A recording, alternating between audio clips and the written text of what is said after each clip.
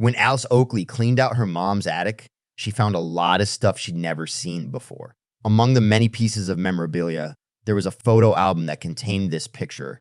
It seemed like a normal school photo from long ago. But when Alice looked closer and saw this girl, she burst into tears. Woman finds old school photo, bursts into tears when she sees this girl. Alice Oakley, 72, was cleaning up her mother's house after she sadly passed away at the old age of 91. She didn't want to empty her mom's house, but the house needed to be sold, so she had no choice. Luckily for her, most of the work had already been done, leaving just the attic for her. Alice opened the hatch to the attic and saw tons of boxes. Alice played a lot in this dusty house part when she was young, but she had not been up here in recent years. The boxes were filled with memorabilia from the past. Yeah, she even recognized some of them, you know. There was the wooden train she got for her 3rd birthday, and some stuffed animals filled the boxes next to it. It made the emotional woman smile briefly, thinking of fond memories. But with her 4th box, that smiling stopped. There was a photo album in there with pictures of Alice. Alice's mom kept all of the school pictures taken of Alice from her first day in school until her final graduation. Alice ruffled through the pages, but suddenly stopped when she got to one specific page. What she saw shocked her. Her hands were shaking and Alice started to cry uncontrollably. What is this? I can't remember ever seeing this picture before. Alice spoke between tears. It is a strange fact, but usually you wouldn't cry this much when seeing an unknown picture. But the tears were not because of the unknown origins of the photo. They flowed for the girl who stood next to her in the frame. In the picture, Alice saw herself as a 15-year-old girl, and she stood right in the middle of her classmates during the start of the school year photo. But the girl standing next to her couldn't possibly be in that picture because that girl was Stacy, who went missing 5 years before that moment. Stacy was her best friend growing up. They lived only 5 minutes away from each other and were inseparable from the start. They did everything together, and then out of nowhere, everything changed. Because without warning, Stacy was ripped out of Alice's life. Missing, gone, never to heard from again. Stacy went missing just a few weeks after her 10th birthday. Alice remembered that day vividly because she agreed to come over that same afternoon to play with Stacy's birthday gifts. But when she got there, police were at Stacy's house, and Stacy's mom said that her daughter was missing. Stacy's disappearance became a big thing in the community and was covered repeatedly by the local news stations for a while, but unfortunately with no real results. Alice remembered feeling sad and lost after the news. She lost her best friend, which made her feel aimless and isolated, especially in school. But if Stacy went missing at the age of 10, how could she then appear in that picture at age 15? This was something that simply should not have been possible. Alice was completely confused. She couldn't remember ever seeing the picture before, nor her friend standing beside her at that moment. Alice wiped the tears from her face and now formed a frown. She grabbed the photo album from the box and took it with her. This was a question that needed answers, Alice thought, and she decided to go on a little trip to get some. Alice placed the book in her car's passenger seat and drove off. There were so many questions that needed answering, and she couldn't exactly ask them to her own mother since she was gone. So that was why Alice decided to drive to the source of information regarding Stacy, and that was Stacy's mom. It was a place she had not been to in over 6 years. Alice had not spoken to the woman in a long time, but the old lady was well known in these parts. At 97, she was the oldest woman in town and still lived in the same house she grew up in, the same house where Alice and Stacy used to play together. Arriving at the old woman's home, Alice got a bit nervous. What would she find out in there? Would Stacy's mom even let her in? Maybe she doesn't even recognize me anymore. Alice spoke softly to herself. The shaky Alice rang the doorbell and waited patiently. And after a short minute, the door opened. It was Stacy's mom. That much was unmistakably clear. Stacy and her mother always looked remarkably similar. And even after all these years, Alice could instantly recognize those bright blue eyes. The nervous Alice held out the mysterious picture from her yearbook and showed it to the 97-year-old lady in front of her. The old lady mumbled something to herself, but she invited Alice into her house after that. They both sat down in the living room, and Alice wasted no time there. She opened the book again and asked about the picture, pointing at the girl beside her. That's my daughter, the woman said without hesitation.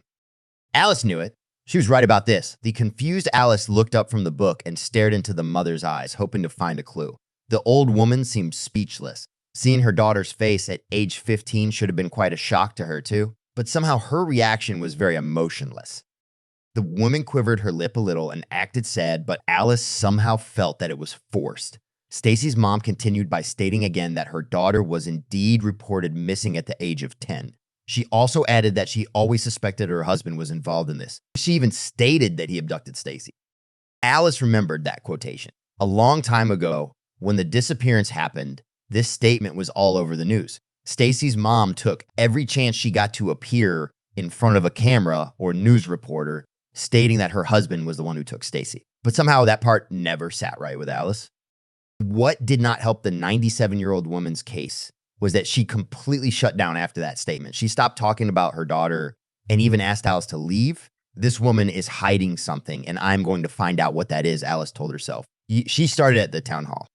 The town hall was where the local government kept all its civil records. If any information about this case needed a revisit, it would be found there. Alice approached the clerk and asked for all the files on Stacy Reeves, and Matthew Reeves is Stacy's father, which she found was crushing. Alice was hopeful going into her investigation, but when it came to Stacy's files, she couldn't find anything that wasn't already covered in the news. When it came to her father, though, she did find out something. However, it wasn't very good news in particular. It turned out that Stacy's father passed away a few years back. Sad by the idea that this was probably a dead end. Alice left the town hall. She left with no answers, but did have one last idea. She wanted to go to the place where Stacy's father was buried. There may be a clue there. And if not, then at least she could get some closure. The grave that belonged to Stacy's father was an estate over, so not exactly around the corner. But that didn't matter to Alice. She felt her friend's legacy deserved this effort. And she arrived at the cemetery and quickly found the man's tombstone. Many flowers were ordained. He must have had many friends, Alice said. But then Alice sat on a bench looking out on the grave when a cloaked, sobbing woman walked into the frame from behind. The woman paid no attention to Alice and kneeled down by Matthew Reeves's grave. She watered the plants and placed new flowers. Maybe this woman knows more, Alice thought. Alice was about to get up to speak to the woman when the cloaked lady turned around. Alice looked at her and saw that she was about her age. The woman had piercing blue eyes that seemed to grow larger the longer they looked at Alice. "It's Stacy," Alice said out loud. Alice stood up and spoke her friend's name again. "Stacy, Stacy, is that you?" The cloaked woman started to cry and nodded in agreement. "But how can this be? I have been looking for you, but where have you been all these years?" Alice couldn't believe it. Her last Hail Mary turned out to be more than successful. Alice was delighted to see her old friend again, and even more delighted that she instantly recognized her. The two women stepped forward and hugged each other intensely. They were gone from each other's lives for well over 60 years, so an emotional response was inevitable. But many questions remained.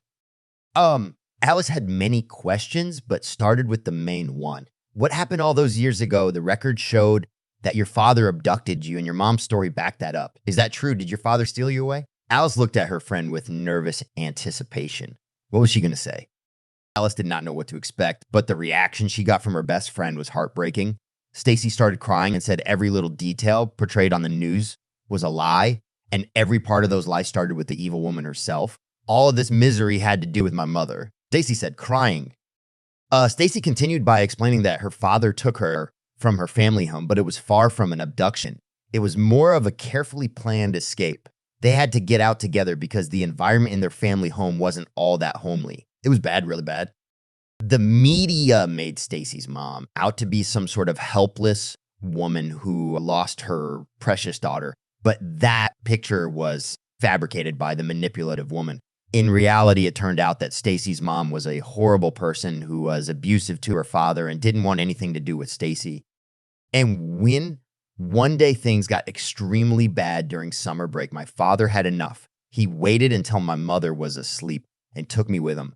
We stepped on a night train and took off together, trying to start a new life in a safe environment. We even let mom know the next day that we left. And do you know what she said? Like Alice has known and wondered what it could be, because even though the story was sad, it still felt a bit like abduction to her. Stacy said her father called his wife from their hotel room the next day and explained the situation. And Stacy's mom didn't care. In fact, she said that she was glad that they were gone. She never loved any of them. They were just there to look good in public. Good riddance were her exact words, Stacy said. But Stacy's mom got worried when the child benefit check stopped coming in. She needed and wanted the financial aid. And that was when the nasty woman got vindictive. She put on the persona of a helpless woman who lost her child to a horrible husband.